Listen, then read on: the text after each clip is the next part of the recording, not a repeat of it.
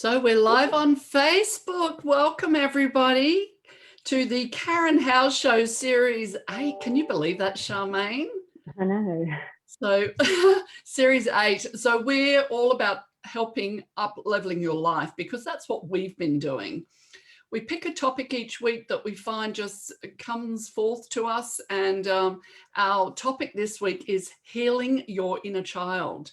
So listening and speaking to him or her, so important, and we'll run through why that is. So I'm Karen Howe. I'm your human transformational coach, inspirational writer, and published author of Reclaim Your Life. And Charmaine, I'll let you introduce yourself. And I'm Charmaine. I'm a feng shui consultant, helping people find their direction when things feel stuck, creating balance and harmony and flow within their homes and bodies simultaneously so they can reach a state of inner peace and ultimately create the life they desire. Yeah, and that is amazing. That is a tool. This is another tool, and a tool that I used to obviously support me through what my journey, whilst on my journey. So when I became aware of my self-development journey, which was what I was just referring to, I started waking up to the world. I knew there was more out there. I knew it wasn't just being born, going to school, listening to everything that I heard that I didn't necessarily believe in. And we'll talk about how, those are the things that I guess put a capping on us as children. And then, getting married, buying a house, having babies, and then dying. How depressing is that? To think that's just what our life is all about. Well, at least I'm told. Here. Yeah, that's what we're told. So the good news is it's so much more. So part of this, and it's never easy. It took me, I've been working on myself now. I'd like to think it's a lifetime, but at least the last 10 years since our son Dylan was born and opened my eyes up to the world. So we really literally need to break ourselves into pieces and rebuild like a jigsaw puzzle. We were talking about this before when we did our meditation, Charmaine, before our session. It hurt terribly. I found myself reduced to tears and in a fetal position on a number of occasions. Lots of emotions during this time, lots of fear and lots of stuff to unravel. But I knew I needed to do this. I knew I needed to experience this. We can adjust to anything, but to adapt, we need to change our current state of mind. We've been taught from society all round, so there's different authorities in our life, from our parents, teachers, governments. We've been taught all round to not think for ourselves. One example and a real life experience that we were just discussing today, which I know I've experienced, is that kids that keep saying no and asking why, then they get a response from maybe their teacher to say, I'm 37 and you're 8 years old. Yep, or because I told you so. Yeah, and because I told you so. So just enough now. Yeah. But I'm curious. As children, we are curious. Look at the inner children in this picture, which was representation of the event today. Is the child wants to connect to each other. I'll just move out of the way there. Children want to connect to each other. And us as adults have become disconnected because of this, being told how to act, how to be, what to do, when to say it, when not to say it. We've just got so disconnected. Yeah, that's what happens. So that conditions us to not ask questions, which means we don't grow as a person. That is the actual crux of that. Experiencing the pain through a crisis, whether big or small, is an inevitable part, it's a big word for me for today, of attaining your inner peace and happiness. Because you're always going to have something that will come up that will make you feel very uncomfortable. But if you don't face that uncomfortable feeling, it will show up in another form at some point. So the best thing is it's like hit it head on. It's like eating that vegetable you don't like on the plate, or doing that exam at school it scares the crap out of you. It's just hitting it head on, saying, I've got this. I can do this. And afterwards you go, that wasn't too bad. And those things and those moments get easier, but you will keep getting put through the paces. We all still do. Charmaine and I here, we could sit here and not share any of this information, about our story and think that we're not good enough, or who are we to, make these recommendations or just share information. But we worry about being judged. Or worry about being judged, and opinions of others. So we just felt compelled to share. And this is what we're doing. We're not telling you how your life should be. So we don't want to impose any beliefs on anybody for sure, but we're definitely wanting to throw that hand out to you, like a helping hand if you're in a dark place, and shining a light on the path for you. Definitely not imposing any beliefs on anyone, just sharing. It's actually sharing and holding the space for everyone. So I started to sit with the turning points in my life and forgiving them one by one. One of my turning points that I actually came to and I could not control these feelings or these thoughts. They just came to me once I started asking questions. And when I was a child, I felt abandoned. As a child who feels abandoned, that's just leaves you with despair and anger. And so if I understood the abandonment wasn't necessarily that, it was just somebody has left you, and because they're unhappy, but they will come back into your life, and you are given the opportunity, like a child wants to know why, better to give the news before you abandon, in my case, and just say why you feel the need to leave. Sure, it's a lot for an 8 or 9, 10-year-old, whatever I was at the time. I really have just still obviously areas there that I still need clearing, but it was around that age that this happened to me. And all I was told is, she's gone and she's never coming back. And that was my mother. But she had reasons why she left. And I know that now as an adult, but I couldn't. And because it was never explained to me before she left, had she sat down and told me why she was leaving, and or she needed to go away for a little while, but I'll be back. Sure, I may have still been upset, but it would have been much easier to digest than hearing those harsh words from my father. That's because she was a wounded inner child herself. So that's what we're doing here, is trying to heal the dysfunction or the cycles of wounded parents handing down wounded trauma to their kids over and over again. Whereas, if we do the work when we become parents, or before we do parents, that we can hopefully be in a space to explain our emotions and our actions to our children, and just, prevent more and more childhood trauma. The more awake parent we are, the better space we are at, that we can not project our fears down onto our children. Is what we're trying to do, is, in that cycle. Yeah, and I suppose my explanation with that story, it was a story. I'm an adult now, I'm a 50-plus-year-old woman. I react from a 50-plus-year-old, not a 9 or 10-year-old, as what would have been then. But I was acting that out with triggers in me because I hadn't acknowledged it and forgiven it. So that's when I started doing my forgiving work, and I started working with these different points in my life that one by one, I could then just tell the story like it was just a story, and that I don't blame anyone, that I accept responsibility of myself. So when we talk about exactly. So Charmaine, I'll just let you explain when we talk about what we call our inner child, just to give some, I guess, a little bit more around that. Yeah. So when we say what is that? What is our inner child? And we all have an inner child, that part of us that is still innocent, curious, creative, and open to the world before the trauma and the hurtful comments, which, in the big picture of things, are necessary for our growth. But it's the part of us that influences our life, or tries to remind us of the spontaneousness, the play and joy and wonder. It's our emotion. So it's also the part of us that carries our deepest fears, sorrow, anger, and hurt. So our inner child is like our soul's essence, in its truest form, wanting us to return to whole or home. It represents our original self, the identity that we were born with, free from conditioning and those painful experiences. Yeah. And that what I just touched on, I guess my experience. So I suppose, it's trying to imagine yourself at a certain age in your childhood and imagine having a conversation with that kid. So at the same time, because it's actually thinking, it's that whole thing, how would you like to be treated? You would treat other people how you would like to be treated. It's no different to your inner child. That is your soul, your essence, and it's growing with you.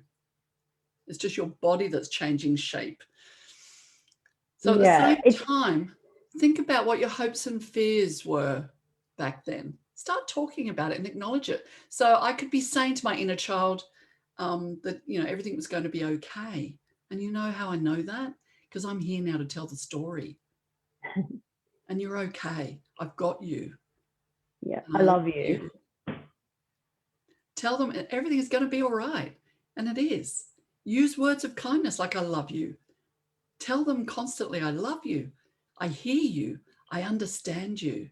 And thank you for hanging in there to allow me to get to where we are today. Because you're just one. Yeah.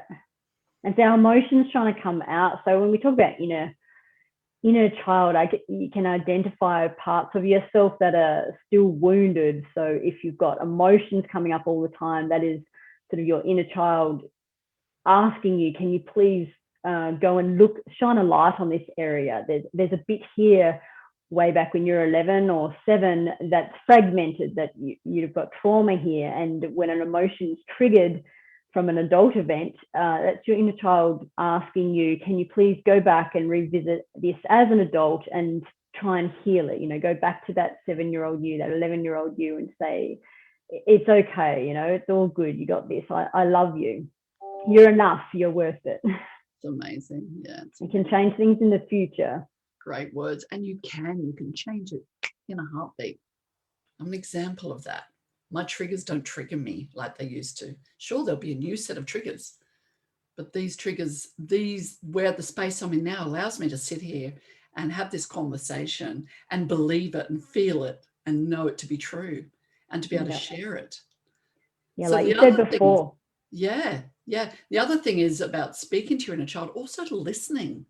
So it's listening to your innate, listening to your gut almost and your heart. It's those times, the reflections, the work we can really do with ourselves when we're listening. Find out where those wounds are. Don't leave them. If they're uncomfortable feelings, they're wounds they're telling us, I'm telling you to face this, deal with this, be with this, sit with this, whatever it's telling you. Forgiveness. Wounds show us. Yeah. We need to focus on that so we can heal. Sorry. Yeah, they usually show us where we maybe need to forgive someone. So if we go back and we find this trauma and have a person that's hurt us back then, doing forgiveness work towards that person who hurt us at that time, who themselves were just a wounded person as well. So if we can forgive them and see them as a child, we can't change the past, but we can definitely change our future by doing that kind of forgiveness work. That's for sure. Yeah.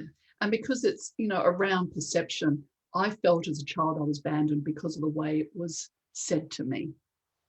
Yeah. I knew that my mother was unhappy, and I'm comfortable saying that, because my mother was unhappy.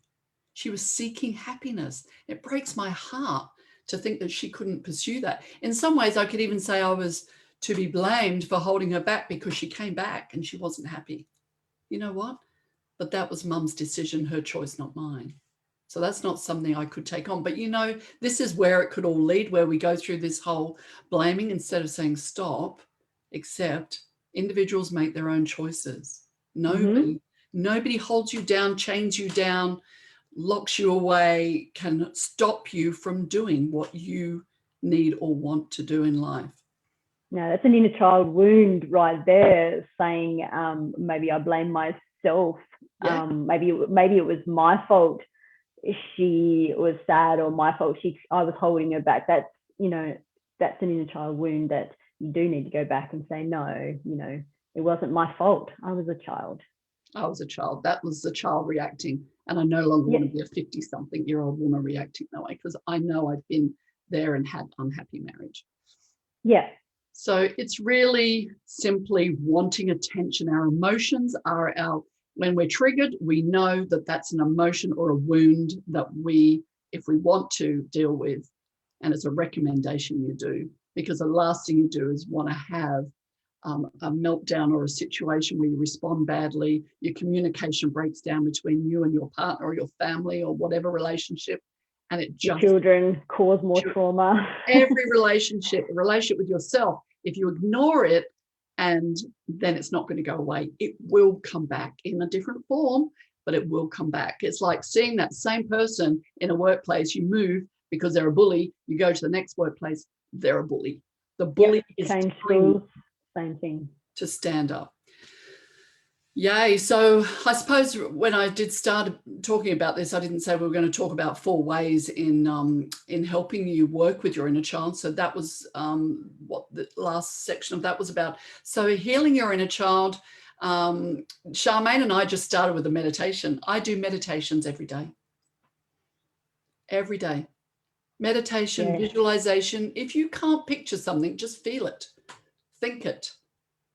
And it just gets stronger and stronger the more you do it, and allow your mind just to stop for a short period of time, or write down and journal. If you can't start with meditation, journal your thoughts. So even if you are new to meditation, even if you just shut your eyes and just breathe, and the only thing you're concentrating on is your belly rising and falling, even if you do that, it's mind expanding and it's very healing. Just to stop close out the outside world and do some breath work. Listen, go within. Go within. That's what you're doing. And you'll feel the tingly sensation. You'll feel the tears streaming down your face, and don't feel the need to stop and mop those tears up. Just let them out. And if somebody says, "Are you okay?" just ignore them. We're actually going to leave a link to a meditation if people don't know where to start, and you can listen to that one and just see where it takes you.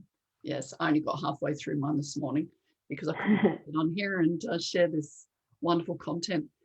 The other thing is about embracing loneliness. It's that feeling, people feeling that they're alone, but they're not alone, or feeling lonely.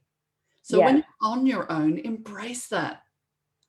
So it's interesting. We talked about babies, Charmaine. What's interesting, we spend all the time trying to keep them occupied, putting keys over their face and come on, stimulation, things all around them. They cry, you pick them up, pat them, and we don't allow. And I did all this. I did all of this. And now I understand they just need that space to be able to, I guess, discover themselves and learn about themselves and the emotions and the way they express themselves. We are allowed to express ourselves, but we just be. Allow them to be the true self. Really, it becomes isolated and lonely. The only way for the true self to shine through and unravel is by removing our masks and the layers of defense that we have built up and created from all of this. Because you're never alone if you're connected to your own heart. And that's where disconnection starts. If we're always distracted by those keys or social media and continuous stimulation, with the TV and everything, if we're disconnected like that, we're never connected to our heart. And if you are connected to your heart, if you know who you are, you're never alone. And that's what we're trying to reconnect with our inner child, where it may have been lost through trauma along the way. Well, that's where it all began. So we need to unravel and break down the pieces and go back to where it began and just start rebuilding.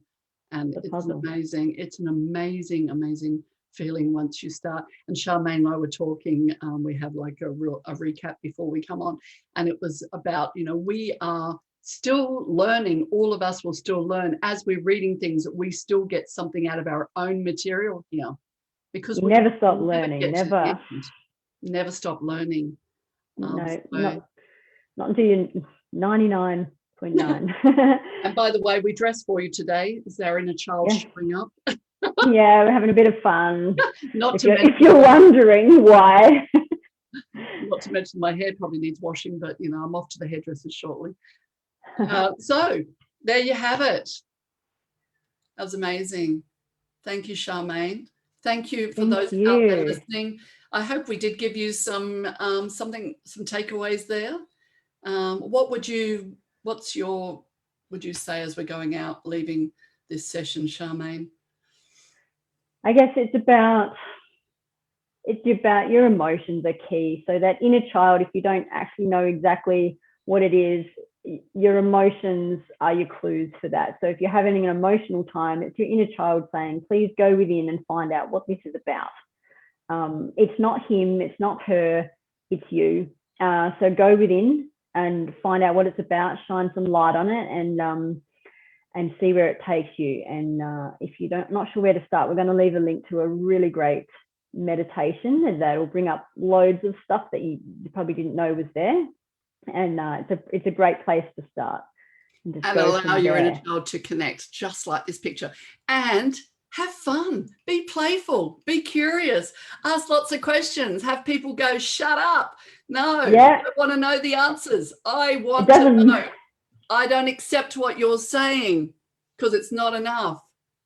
It doesn't matter if the answer is no. Keep asking anyway. Don't let that scare you off from asking. Yeah.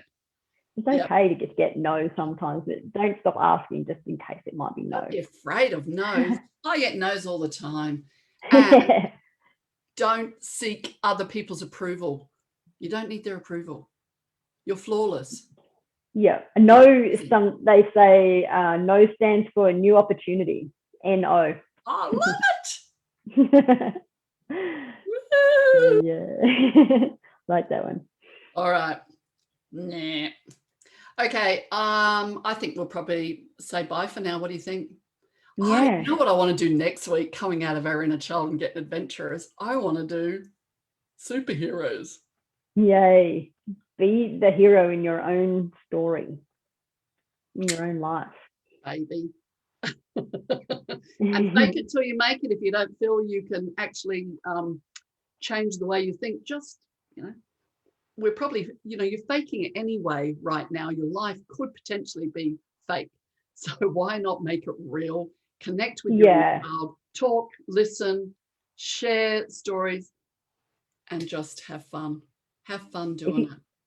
Absolutely. If you don't like the word fake it, if that triggers you a little bit, see it as it's not faking. It's just, we talk about being on the same frequency as where we want to be. So, it's feeling the person you aspire to be. So, it's not faking it. It's just, it's just that feeling, like it's feeling where you want to be, because it's I love you, Charmaine. I love you, warm and fuzz. I just said, just make it. Make it, make it. Yeah. All right. Awesome. Thank you, everyone. Take care. Hey, see you next week. Bye. Have an amazing week. Rest of your week. It's a short one, this one. Bye for now. Be extraordinary. Yeah, go be great. Yep.